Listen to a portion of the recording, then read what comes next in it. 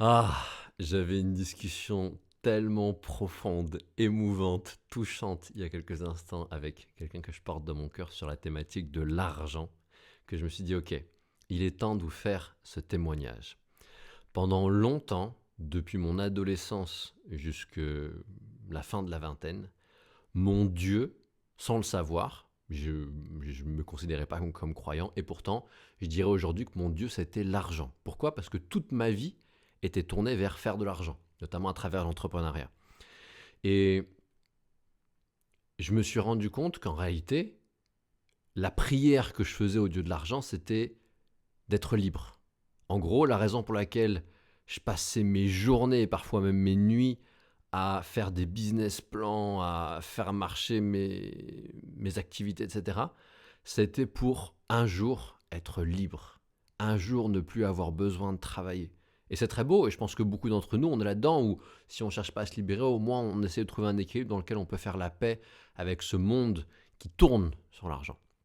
Et quelque chose que j'ai compris maintenant que mon Dieu c'est l'amour et plus l'argent, c'est que l'argent est aimanté, l'argent aime l'amour.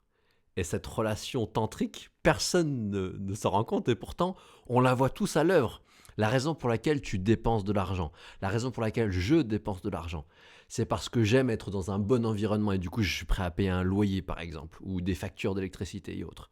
La raison pour laquelle je vais acheter euh, n'importe quel objet, c'est parce que j'aime son utilité, sa fonction, ça me fait du bien, ça me fait plaisir. Raison pour laquelle je parle de relations tantriques. Et donc, là où je mets mon argent, c'est là où va mon amour. Alors parfois on croit qu'on aime un truc dans la société de consommation dans laquelle on est et puis en fait on l'aime pas tellement et c'est une histoire d'amour qui est très éphémère. Mais ça reste une action basée sur l'amour, ce que j'aime, ce qui me fait plaisir. Et je suis prêt. Et c'est là que c'est très important de se réapproprier cette relation d'amour, c'est que elle est très corrompue pour la plupart d'entre nous.